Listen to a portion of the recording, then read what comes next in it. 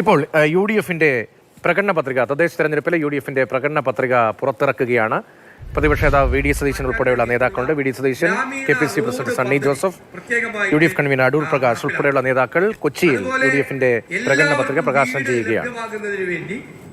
സർക്കാരിന്റെ സഹായത്തോടു കൂടി ലോക്കൽ ബോഡിക്ക് കൂടുതൽ പ്രാധാന്യം നൽകിക്കൊണ്ടുള്ള എല്ലാവർക്കും വീട് ഉറപ്പുവരുത്താനുള്ള ഭവന നിർമ്മാണ പദ്ധതി, തൊഴിലുറപ്പ് പദ്ധതികൾ, അയ്യങ്കാളി തൊഴിലുറപ്പ് പദ്ധതി ഉൾപ്പെടെയുള്ള കേന്ദ്ര ഗവൺമെന്റിന്റെ തൊഴിലുറപ്പ് പദ്ധതി ഉൾപ്പെടെയുള്ള തൊഴിലുറപ്പ് പദ്ധതികൾ കുറെ കൂടി കാര്യക്ഷമമാക്കും. അതുപോലെ പാലിയേറ്റീവ് കെയർ സംവിധാനങ്ങളെ കൂടുതലായിട്ട് അപ്ഗ്രേഡ് ചെയ്യുന്നതിന് വേണ്ടിയിട്ടുള്ള സംവിധാനങ്ങളുണ്ട്. നമ്മുടെ സാംസ്കാരിക കേന്ദ്രങ്ങളെ വിപുലമാക്കുന്നതിനുള്ള പദ്ധതി, വായന പ്രോത്സാഹിപ്പിക്കുന്നതിനുള്ള പ്രത്യേകമായ പദ്ധതികൾ രൂപപ്പെടുത്തും. നമുക്കറിയാം, ഇന്ന് മയക്കുമരുന്നിന്റെ തടവറയിലാണ് കേരളം. അവിടെ നിന്ന് ഈ കേരളത്തെ, യുവത്വത്തെ മയക്കുമരുന്നിൽ നിന്ന് രക്ഷപ്പെടുത്താൻ വേണ്ടിയിട്ടുള്ള പ്രത്യേകമായ പദ്ധതികൾ, അതിന് കായിക വികസനവും യുവജനക്ഷേമത്തിനുള്ള പ്രത്യേക പദ്ധതികളുമാണ് നമ്മൾ രൂപപ്പെടുത്തുന്നത്. ഹരിത കർമ്മ സേനയുടെ പ്രവർത്തനം കൂടുതൽ കാര്യക്ഷമമാക്കും. ടൂറിസത്തിൽ ലോക്കൽ ബോഡികൾക്ക് കൂടുതൽ പ്രാധാന്യമുണ്ടാകും, വലിയ ഇമ്പോർട്ടൻസ് കൊടുക്കും. അതാത് പ്രദേശങ്ങളിലുള്ള ആ ടൂറിസം പദ്ധതികളെ പ്രൊമോട്ട് ചെയ്യുന്നതിന് വേണ്ടിയിട്ടുള്ള മുഴുവൻ സഹായങ്ങളും ലോക്കൽ ബോഡികൾക്ക് ചെയ്തു കൊടുക്കും.